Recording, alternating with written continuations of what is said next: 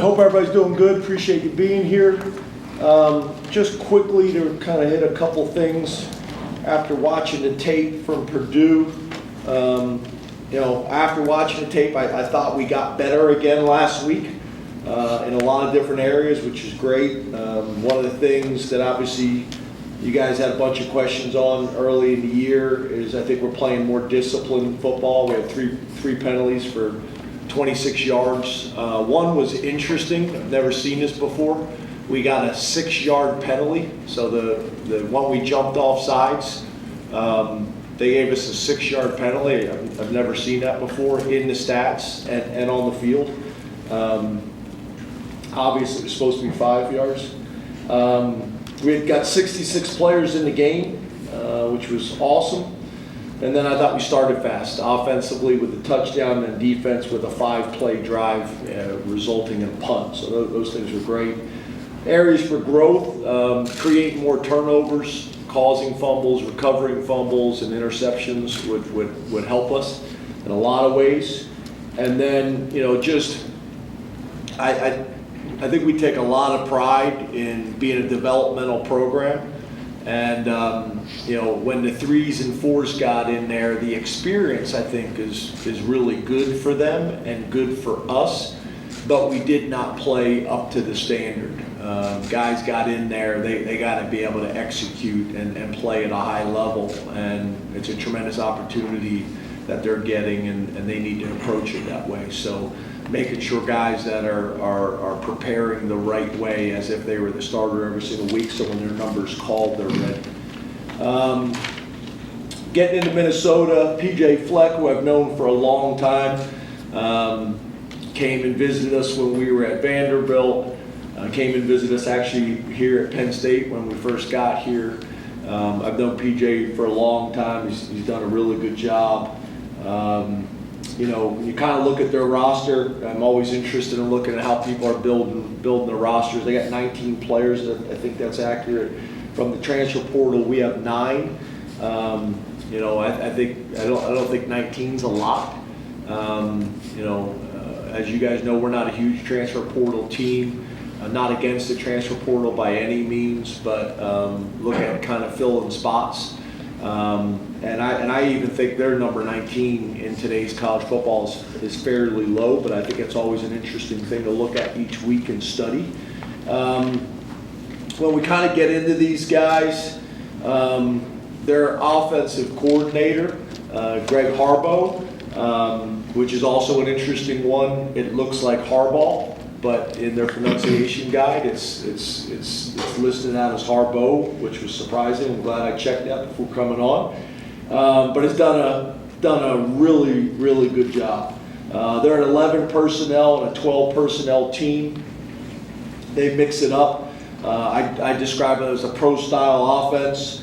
Their stats that really stand out is fewest turnovers. They're ranked 3rd in the Big Ten and 13th in the country. Third down offense, they're 5th in the Big Ten and 18th in the country. And then red zone offense, they're 7th in the Big Ten and 47th in the country. Their quarterback, who transferred from New Hampshire, I think is playing really well. 67%, 14 touchdowns, 4 interceptions. But on top of that, I think in the last 3 or 4 games, he's done a really good job of protecting the football. Their running back, number 1, Darius Taylor, the big back, has been playing really well for the last 2 years. And then their wide receiver, Daniel Jackson, who's a redshirt senior, is playing well for them as well.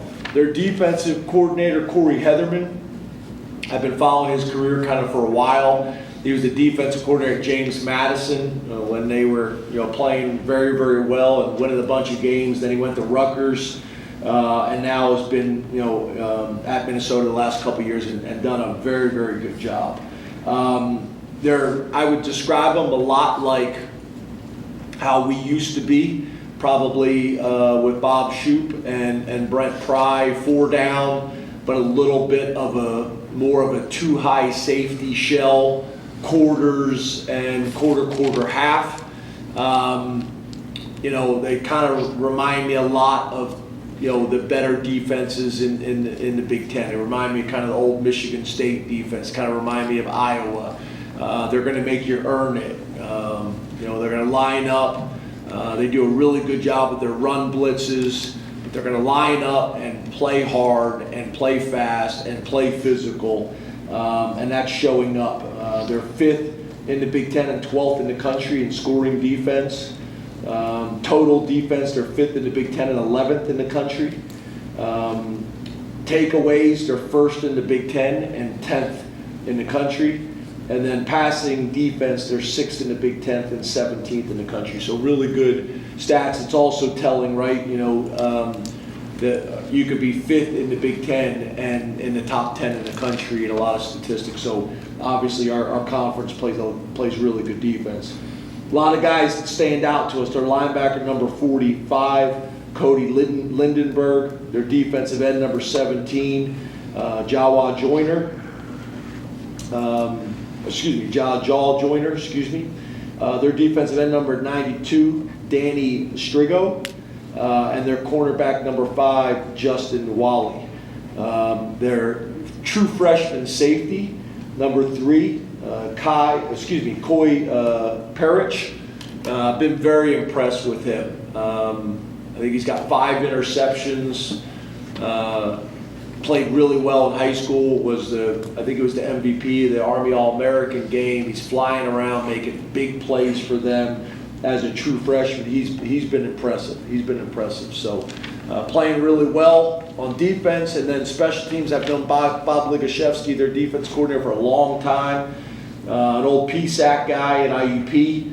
Has been all over the place. Got an extensive resume both in the NFL and major college football. Again, Coy Parrish is a kick return guy and a punt return guy, doing some good things for him.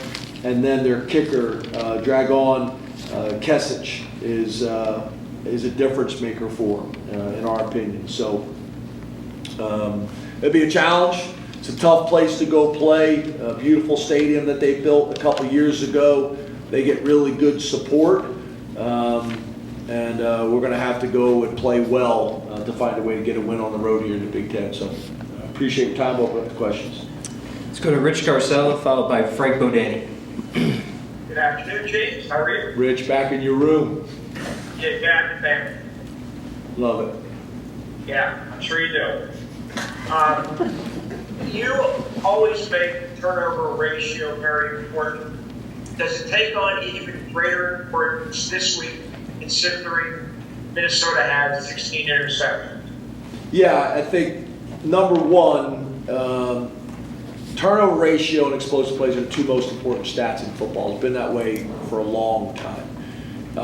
Something that, I don't think you can start to preach one week. It's something we talk about all the time. But obviously when you're playing a team that's doing a really good job at it, not only creating turnovers, but also protecting the football, then they're doing a good job. And I think, to be honest with you, that's PJ, PJ and his background, at Rutgers with Coach Schiano.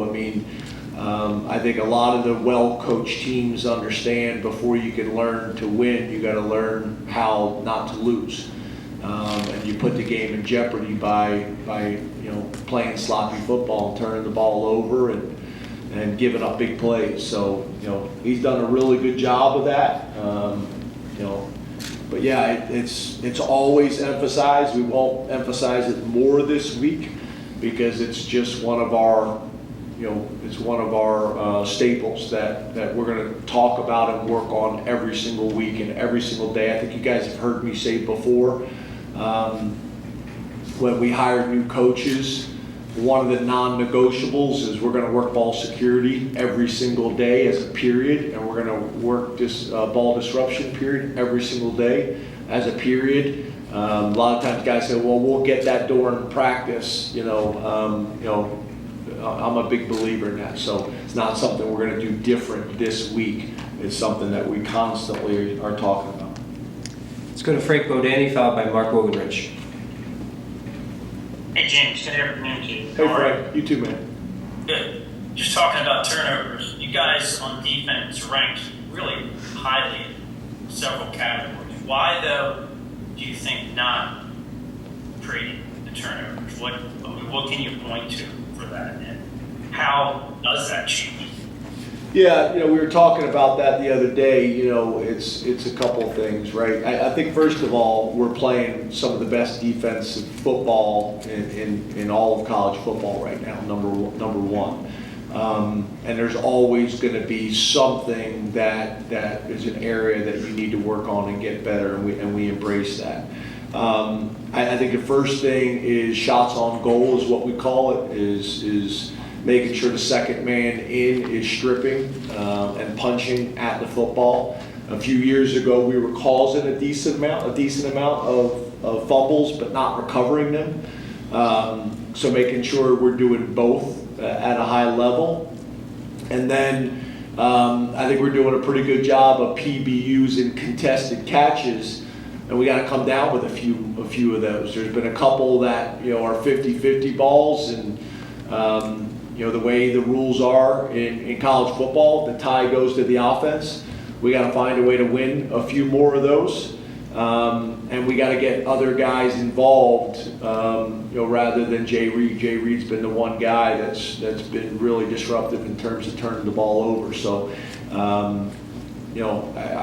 the next step is not just the confidence of breaking the ball up, but actually going after the ball. So most importantly, I want to continue to play great defense, which I think we are doing. I don't think Tom Allen and the defensive side of the ball is getting enough credit for how good of defense we're playing. So most importantly, I want to make sure that we're doing that and continuing to do that. But when you're looking for areas of improvement and where you can take the next step, I think, Frank, that's a fair question, and an area that we would love to take the next step and improve there, because those things change games. Let's go to Mark Wogerich, followed by Mike Gross. Hey James, how are you? Good, Mark. How are you? Good, thanks. After the Purdue game, you discussed this a little bit about the Big Ten being ready week in and week out. How would you gauge then the Big Ten this season and how it's preparing teams like yours for the playoffs? Yeah, as you know, Mark, I don't love to kind of talk about a whole lot more than Minnesota and the team that we're playing this week. What that's preparing for us down the future.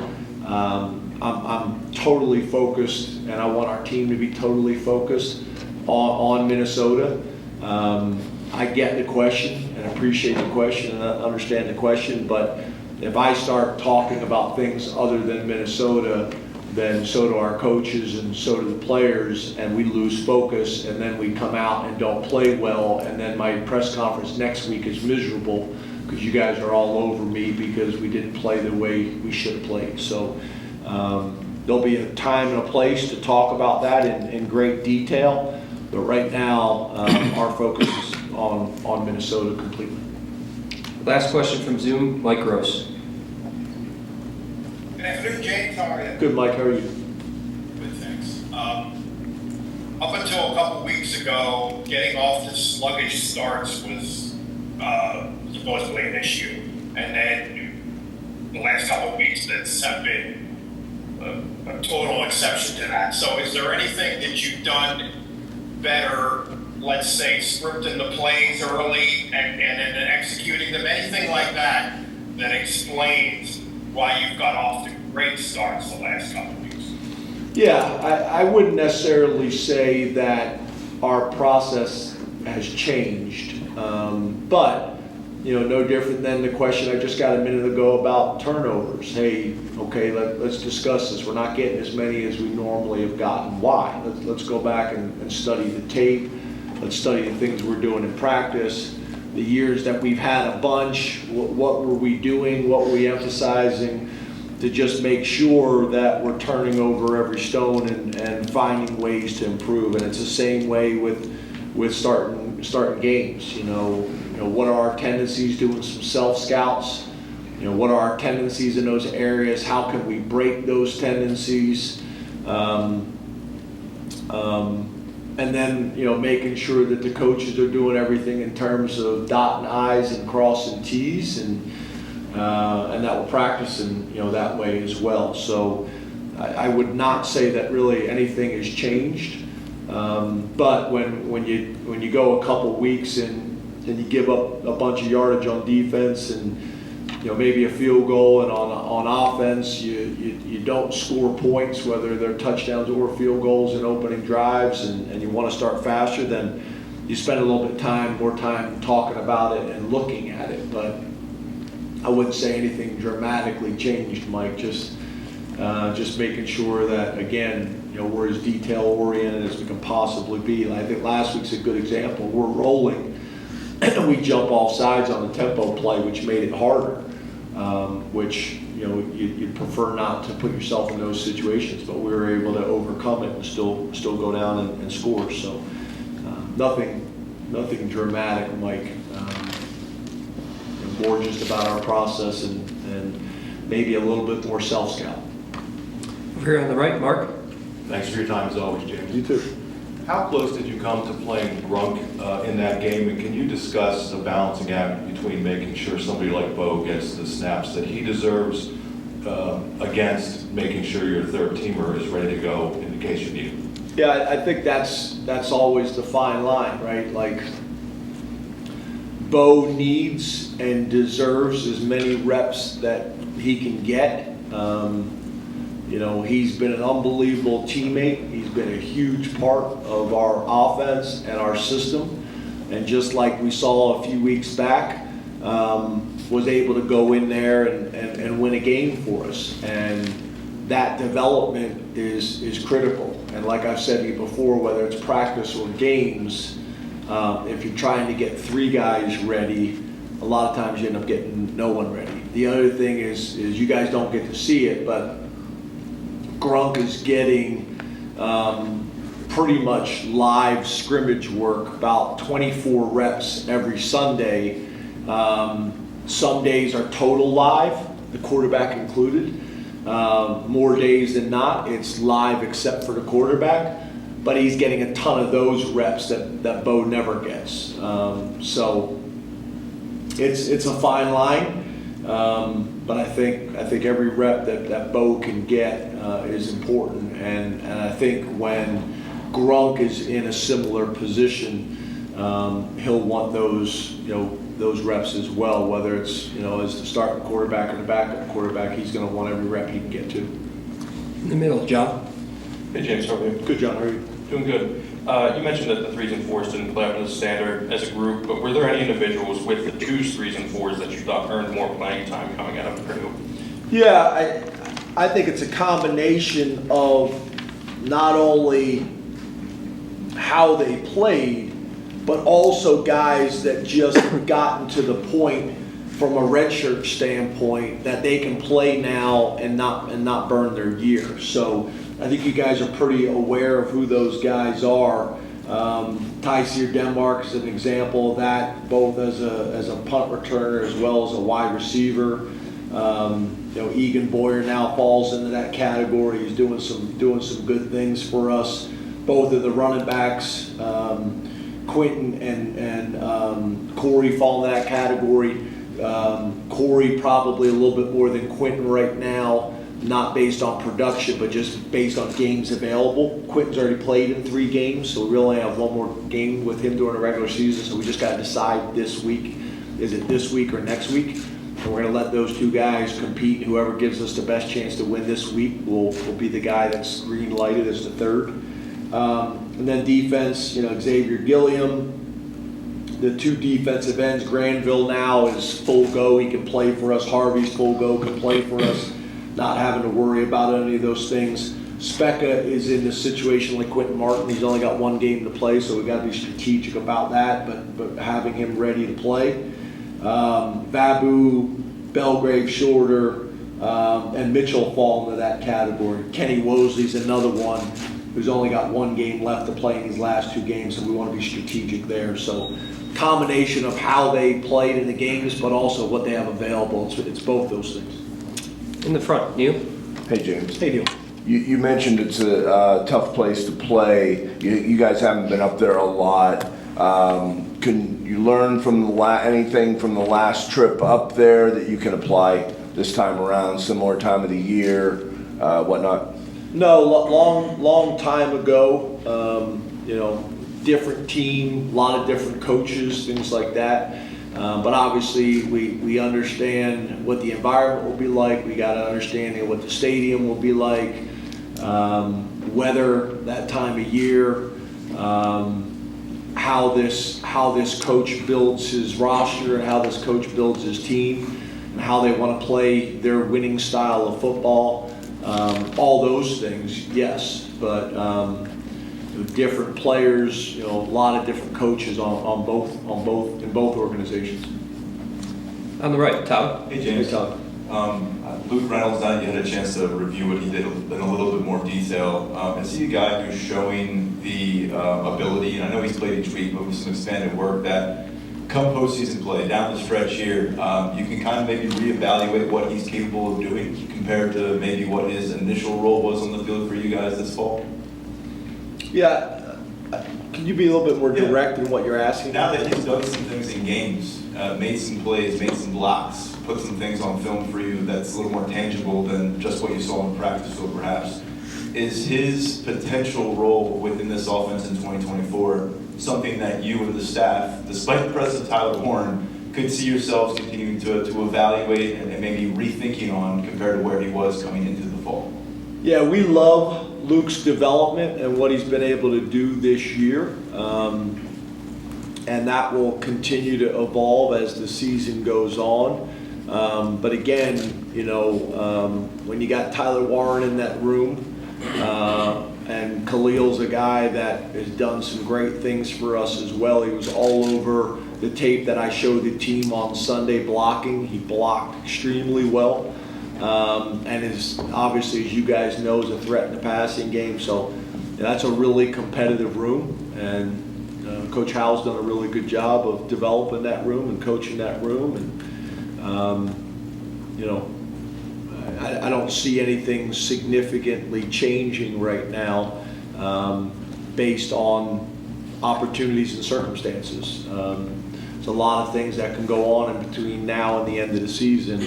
But I love his approach every single day, how he practices, how he works. I think he's got a very, very, very bright future, and we're excited about it. But I think you are promoting us take Tyler Warren off the field, and probably not going to do that. In the middle, Audrey. Hey, James, how are you? You mentioned post-game with Abdul Carter, obviously, a lot of times it looks like he's playing through potential holding penalties that aren't getting called. Have you maybe had to try to say anything to Abdul or is Dion to try and get him to kind of keep playing? Because I'm sure it's maybe, do you think it's frustrating for him at all? Do you see frustration showing up on the field when you watch him? No, I mean, but he did celebrate when he finally got one call, which to me was kind of like, hey, this guy's... Yeah, I guess what I'm saying though is to me, if it's showing up on the field where he's getting frustrated and now his effort changes because he feels like, hey, I can't get a call here, I'm getting held every time, then that would be a concern. But the guy is playing with phenomenal motor. I mean, the play he made on the screen was phenomenal. Again, for us, we try to spend a lot of time talking about real football people studying the tape, NFL scouts, GMs, other college coaches, and when you watch the tape, the guy is impactful. Whether it's sacks, whether it's tackles for loss, whether it's holding calls, whether it is obvious that they have a specific plan in how they're trying to limit his impact, keeping tight ends in, keeping running backs in, always sliding in his direction so there's double team between the tackle and the guard. Like, he is impacting the game in a number of ways, which creates opportunities for other guys on our defensive line and within our defense, and causes a lot of headaches. So he's been great. His attitude's been great. He is coachable. He is becoming more and more of a leader every single day. One of the cool things for me to do is after the game, For some reason, I can always find his dad and his mom in the stands. He has a hard time finding them sometimes, but I always seem to find them. I got a great relationship with them. So no, I'm more focused on how is he impacting the game and how is his effort and his motor, and those two things, are at a really, really high level, and I think a lot of people are noticing it. And I love my favorite play in the game last week was the screen, just because the effort and the burst that he played with, and not just him. You watch that clip, Zane Duran is chasing the ball from behind. A bunch of guys are doing it, and those things lead to good things when you got all 11 guys running the ball and playing with great motor and enthusiasm. And I think the other thing I would say is, early in the year as he was transitioning to D end, he had a few jump off sides, penalties and things like that, which all great defensive ends do, but those are limiting. So now I think people are focusing on all the positive things he's doing, not trying to balance, the sack and the jump off sides. He's less and less of those things and more of just, straight out production. Front middle, Seth. Hey, James. Hey, Seth. You talked a couple weeks ago about making sure, and not to lose after one game, turning that into 2 or 3. What does it say about this team to not just win these past 2 games, but do so in a pretty complete 4-quarter manner? Yeah, I think it shows maturity. I think it shows growth. I also, at a place that I think is challenging to do it, I think they do a really good job of tuning all the outside noise out. And I think that's, in 2024, that's harder to do than I think people realize. It's easier for some, more than others. Tyler Warren, I think he's still got a house phone, a rotary house phone, so I think it's easier for him than most. But I think being able to stay focused and tune out all the other things, I think comes with maturity and growth, and I think this team's doing a really good job of managing. I also think Chris Peterson and Greg Kincaid, and definitely Paul. There's Paul. I also think do a good job of that as well. I know it maybe frustrates you guys sometimes, but like having a plan that guys only get so many, interviews a week because, they're full-time students, they're playing football and they have some media obligations as well. So making sure that these things are balanced and they're not getting hammered throughout the week with all these media requests as well, which also something that they have to do and we encourage and embrace. But balancing all these things, I think, is also important. And I think this staff does a really good job of helping with that too. Back left corner, Andrew. Hey, Coach. You mentioned Ty Howell. I know he inherited some of the prestige that Penn State has in tight ends. Guys like Mike Gesicki and Pat Fryman predate him. But do you think Ty gets enough credit for the development in guys like Brenton and Theo and Ty and so forth? No, I don't think it's talked about enough. There's no school in the country, there's no program in the country that is doing what we are doing with tight ends right now and really over the last 10 years. And Ty Howell has come into that position as a Penn State letterman, and I think has taken it to a whole nother level. We're recruiting the best tight ends in the country. We're developing the best tight ends in the country. It's a competitive room. You got to embrace that. And then you just look at what's happening after they get done playing at Penn State. They're all getting their degrees, and then they're all getting drafted, and the majority of them are getting drafted very high. And then you look at the Tyler Warren situation. Tyler Warren had a pretty high draft grade last year, came back, and I think it's been a win-win. I think I think he's going to be the first tight end drafted. Is having a great year. Is having a ton of fun with his teammates, and that's what you want, right? You want it to be a great situation for everybody. And if you're a great tight end in the country, and specifically in the state of Pennsylvania, I don't know how you couldn't come here. Like, there's just too much history, there's too much data, and there's too many things saying that you don't need to go anywhere else. You can stay home and get everything you want in terms of your college career and also setting yourself up for your future. And I really appreciate you asking that question. In the middle, Shane. Hey, Shane. Coach. You mentioned Minnesota's defense. They do have 16 interceptions. When you look at turnover ratio, how do you balance the aggression versus trying to, kind of not put yourself at risk? How do you approach that? Well, it's interesting, and it probably is a good question, because it also helps me go back and kind of follow up the other question, because part of it is they're a zone team. And when you're playing zone defense, the argument there is you have the ability to have your eyes on the quarterback, which typically can lead to you being in a better position for interceptions.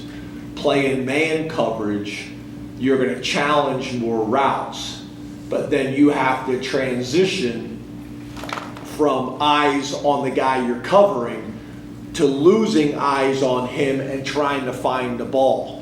Where in zone coverages, more times than not, your eyes are on the quarterback the whole time. So I think that's probably one of the big differences. It goes with the aggressiveness that you're talking about. There's a very big difference in my mind between aggressiveness in zone coverage and going after the ball and aggressiveness in man coverage. It is a skill that is hard to develop. It's one of those traits that you either have or you don't. And you have the ability to take your eyes off of the guy you're covering once you're engaged, and turn and find the ball. And then also turn and find the ball in a way that the ball's going to be thrown. I know it sounds simplistic, but where you turn your eyes, the trajectory of the ball, if they're going to make that type of throw, are you looking back or are you looking up? Little things like that, you'd be amazed, make a huge difference. So, and that kind of answers, there was somebody else had a question earlier about how do you create more turnovers. It kind of goes hand in hand with your question, and they're more of a zone-based team and we're more of a man-based team. The thing that they're doing a really good job too is they're one of the better pass defensive teams in the country and turnovers. So combination of both. Last question on the right, Daniel. How are you doing today, James? Good, how are you? I'm doing well. What is that hat? Green Bay Packers. Oh, it is? Yes. Old school. What's your two connection with the Packers? Same as Rich. Rich, that's why Rich is. I know Rich. Yeah, I know He's a Rich. Packers fan, that's why it's great. But I'm saying, what's the connection with you two? No, Dad's favorite team, so I've inherited since I was a kid. I was 4 years old and thought Brett Favre was pretty cool.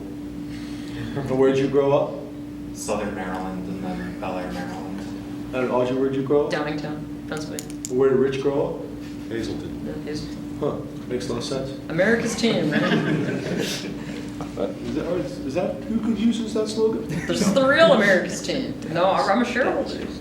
Because they're owned by the fans. You're a shareholder? Yeah. She's got a lot of money. Anybody can be.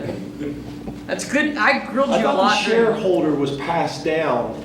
No, that's season anybody tickets. can be. Seats. Yeah, season tickets. So you can like. Yeah, I work there. I say that's a good thing that you don't. Yeah, I grilled you. Remember the shareholders meeting that was like down the block? Yeah. Yeah, they do it every year. Yeah. So I'm one of the owners. So is Rich, I think. Let's get back to the You look at these past 4 games for Drew at quarterback, where getting injured at Wisconsin, coming back in a tough game against Ohio State, but then these past 2 games, really playing at a high level. Have you learned anything new about him or seen anything different in how he handled these ups and downs over the past month or so? Yeah, I think he's played at a very, very high level for 2 years. I think he's played at a really high level for 2 years. I think all the data backs that up. He continues to get better. He continues to refine his process. He continues to pour into his teammates and getting on the same page with them, whether it's the O-line, who I think he probably spends the most time with, both personally and as a player. You know, his approach, his game day demeanor, his ability to run and extend plays. One of the things I think I've talked to you guys about before, I know me and Danny O'Brien have had a lot of these conversations, is it's not just the touchdown to interception ratio, because you can get lucky there a little bit. It's also grading interception-worthy decisions and interception-worthy throws. Like, okay, you made a bad throw and the defender dropped it. Well, that's still graded as an interception-type decision and throw. There's not a whole lot of that on his film. And I think his biggest improvement from last year is his mobility. It's not just, okay, here's a guy that can move in the pocket. Here's a guy that can get first downs. And I think you guys, I talked to you guys about this before. You know, when you look at the drives where he has picked up a first down with his feet, we've scored on almost every single one of those drives. I don't think he's getting talked about enough. I don't think he gets enough credit, and I know why. But I'm very, very proud of the young man and how he plays and how he goes about his business. His humility is phenomenal at that position in today's day and age. Very, very, very proud of him and his development and how he's handled it all. It's impressive. It's impressive. So, very, very pleased with how he's playing. And I think if you, besides